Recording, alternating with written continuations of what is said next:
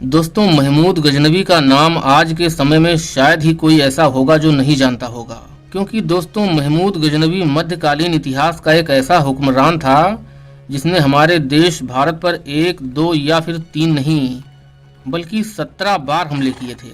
और हैरानी की बात यह है कि उसे इन सभी हमलों में कामयाबी मिली थी। उसने न सिर्फ भारतीय राजाओं की संपत्ति को लूटा, बल्कि उसने भारत में मौजूद प्राचीन मंदिरों को तहस नहस किया और मंदिरों में मौजूद सोने चांदी को लूटकर अपने देश पहुंचाया।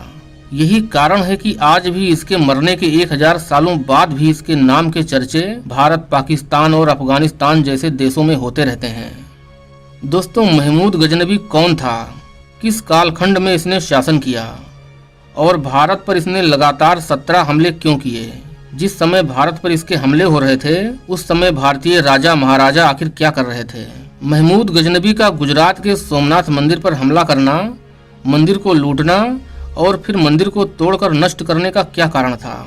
और वीडियो के आखिरी भाग में हम महमूद गजनवी के जीवन से जुड़ी कुछ राज की बातें आप लोगों को बताएंगे और साथ में हम आपको अफगानिस्तान में मौजूद महमूद गजनवी की कब्र से जुड़े एक ऐसे रहस्य के बारे में बताएंगे जिसे सुनकर आप लोग जरूर हैरान हो जाएंगे।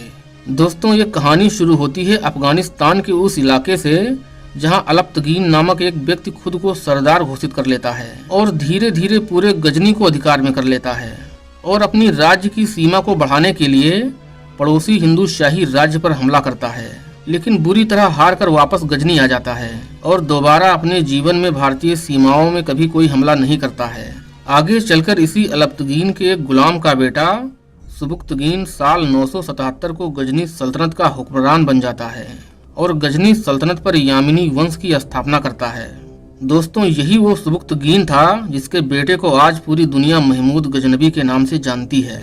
दोस्तों, जिस समय सुबुक्तगीन गजनी सल्तनत की गद्दी पर बैठा था उस समय महमूद गजनवी की उम्र बहुत कम थी।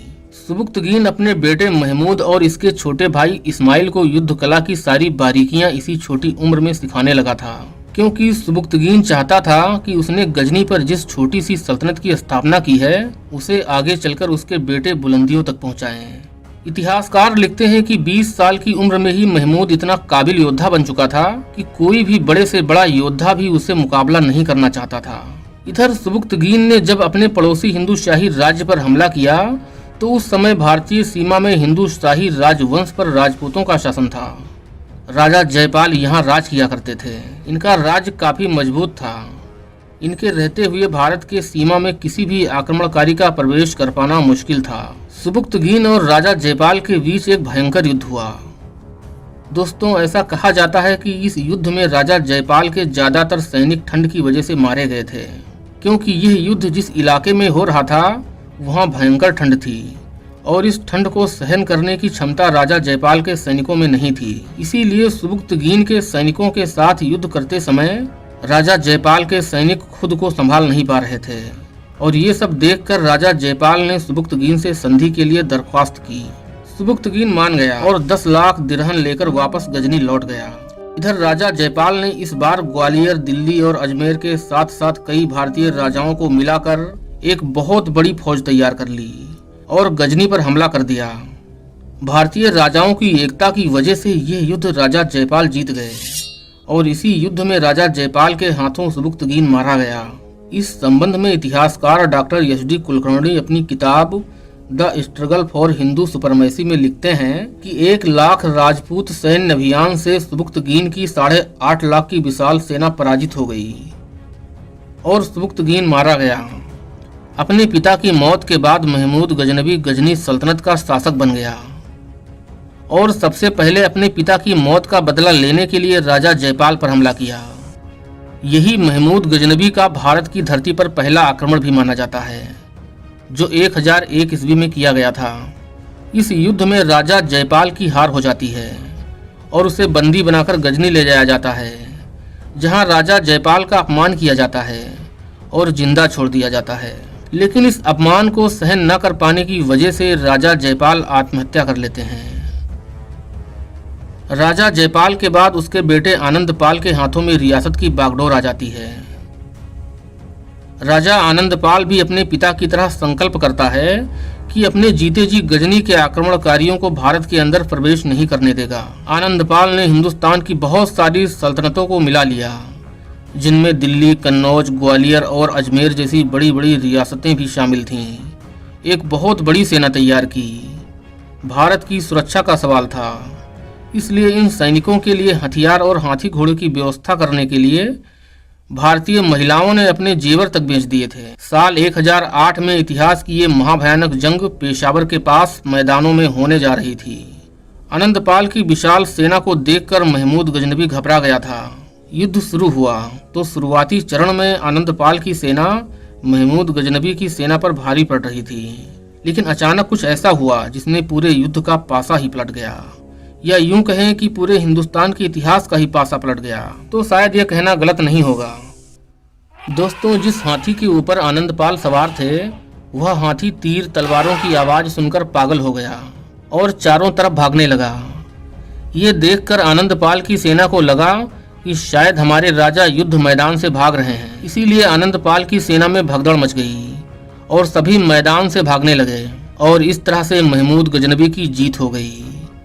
इस जीत के बाद महमूद गजनवी ने सुल्तान की उपाधि धारण की और भारत में एक के बाद एक लगातार हमले करने शुरू कर दिए, क्योंकि अब उसका रास्ता साफ था।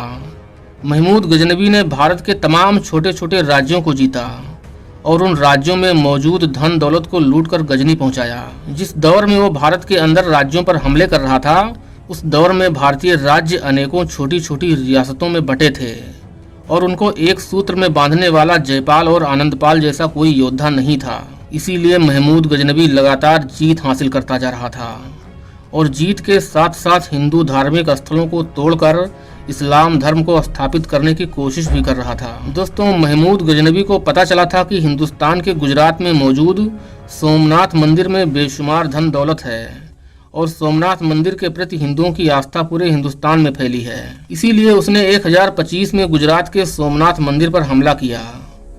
उस समय गुजरात के इस इलाके पर चालुक्य वंश के राजा भीमदेव का राज था।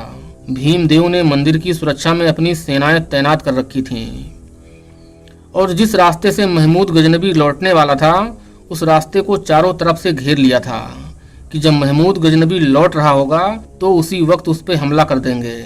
लेकिन दोस्तों, ऐसा हुआ नहीं। मंदिर की सुरक्षा में तैनात लाखों हिंदू सिपाही महमूद गजनवी की सेना से भिड़ गए और उन्हें मंदिर के अंदर जाने से रोकते रहे। हजारों सैनिक मंदिर की सुरक्षा में मारे गए, लेकिन हिंदू सैनिकों ने जीते जी उसे मंदिर में प्रवेश नहीं करने दिया। यहाँ महमूद गजनवी की सेना जीत चुकी थी और मंदिर में प्रवेश कर चुकी थी। यहाँ की दौलत के बारे में महमूद गजनवी ने जितना सुना था, उससे कहीं ज्यादा दौलत अब उसके आंखों के सामने थी। महमूद गजनवी मंदिर में मौजूद सारी दौलत को लूटने के बाद मंदिर को नष्ट कर देता है और गिरवा देता है और मंदिर लूटकर मंदिर को नष्ट करके दूसरे रास्ते से निकलने में सफल हो जाता है। इधर राजा भीमदेव उसका इंतजार करते रहते हैं, लेकिन वो रास्ते से वो जाता ही नहीं। सुल्तान महमूद गजनवी द्वारा किए गए भारत पर बाकी हमलों में उसे जितना धन प्राप्त हुआ था, उससे कई गुना ज्यादा दौलत उसे सोमनाथ मंदिर से मिली थी। इतिहासकार लिखते हैं कि महमूद गजनवी को सोमनाथ मंदिर से इतना ज्यादा खजाना मिला था कि जिसकी कीमत का अंदाजा लगा पाना भी मुश्किल था। कुछ इतिहासकारों ने यह भी लिखा है कि महमूद गजनवी सोमनाथ मंदिर में लगे उन विशाल दरवाजों को भी उखाड़कर गजनी ले गया था, जो दरवाजे उस दौर में पूरी दुनिया में उतने ही मशहूर थे जितना कि मशहूर सोमनाथ मंदिर था। और आगे चलकर यही दरवाजा गजनी में मौजूद गजनवी की मजार पर लगा दिया गया था। इस बात को बहुत से इतिहासकार नहीं मानते हैं, क्योंकि साल 1842 में एक ऐसा हादसा हुआ जिससे सभी की आंखें खुली की खुली रह गईं। दोस्तों, 1842 ईस्वी में अंग्रेजों ने भारत के हिंदुओं का विश्वास जीतने के लिए एक बड़ा फैसला लिया और भारत की जनता से वादा किया कि हम सोमनाथ मंदिर के वो दरवाजे गजनी से उखाड़ लाएंगे जो वर्षों पहले लुटेरे महमूद गजनवी के द्वारा भारत के सोमनाथ मंदिर से उखाड़ा गया था। अंग्रेजों ने बहुसंख्यक हिंदुओं से कहा था कि महमूद गजनवी के मकबरे में लगे दरवाजे आप सभी की अपनी अमानत हैं, और दोस्तों अंग्रेजों ने किया भी यही। महमूद गजनवी के मजार में लगे विशाल दरवाजों को उखाड़कर भारत ले आए। लेकिन जब जानकार लोगों ने इन दरवाजों को देखा तो उनके होश उड़ गए, क्योंकि वास्तव में जो दरवाज़ा महमूद गजनबी के मज़ार से लाया गया था वो सोमनाथ मंदिर के दरवाजे नहीं थे, क्योंकि ये बात लगभग सभी ऐतिहासिक किताबों में स्पष्ट रूप से लिखी है कि सोमनाथ के मंदिर में लगे हुए दरवाजे संदल की लकड़ी से बने हुए थे, जबकि जो दरवाजे महमूद गजनबी की मज़ार से उखाड़े गए थे वो दरवाजे तो देवगिरी नाम की एक ऐसी लकड़ी से बनाए गए थे जो अफगानिस्तान के पहाड़ी क्षेत्रों में पाई जाती है। और साथ ही साथ इन दरवाजों पर अरबी भाषा में कुछ लिखा हुआ भी था, जिसने इतिहास की बहुत सारी बातों पर सवालिया निशान लगा दिया। दोस्तों, हैरानी की बात यह है कि महमूद गजनबी के मज़ार के वो दरवाजे आज भी हमारे देश के आगरा शहर में स्थित आगरा लाल किले में सुरक्षित मौजूद हैं। दोस्तों, इन सब बातों से हटकर तमाम इतिहासकार मानते हैं कि महमूद गजनबी एक ताकतवर और कट्टर मुस्लिम हुक्मरान था जो हिंदू देश हिंदुस्तान पर सल्तनत कायम करना चाहता था। लेकिन उससे पहले उसने बहुत सारा खजाना इकट्ठा करने के लिए पहले भारत पर लगातार हमले किए और भारत के राज्यों को लूटा। न सिर्फ राज्यों को लूटा बल्कि हिंदू धार्मिक आस्था के सबसे बड़े केंद्र सोमनाथ के मंदिर को भी लूटा और मंदिर को नष्ट कर दिया। बहुत से इतिहासकार कहते हैं कि महमूद गजनबी का भारत पर आक्रमण करने का उद्देश्य सिर्फ धन संपत्ति को लूटना था, धर्म से उसका कोई मतलब नहीं था। लेकिन दोस्तों, ये बात स्पष्ट दिखती है कि अगर वो मात्र एक लुटेरा होता तो लूट कर चला जाता, मंदिरों को मूर्तियों को हाथ भी नहीं लगाता। जैसा कि बगदाद के खलीफाओं द्वारा दी गई उपाधियां ही उसे हिंदू धर्म का सबसे बड़ा दुश्मन होने का सबूत देती हैं।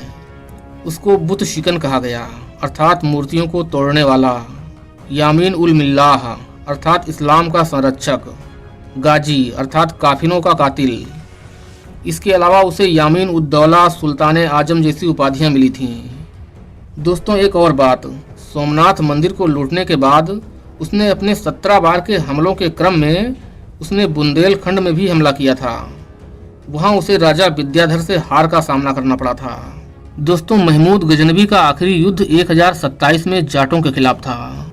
इस युद्ध में जाटों की सेना महमूद गजनबी को चकमा देकर भाग गई थी। उस दौर में पंजाब और मुल्तान के बीच जाटों का एक बहुत बड़ा गिरोह सक्रिय था जो लोगों के साथ लूटपाट किया करते थे। जब महमूद गजनबी सोमनाथ मंदिर को लूट कर जा रहा था तो जाटों ने उसके काफिले पर हमला बोल दिया था।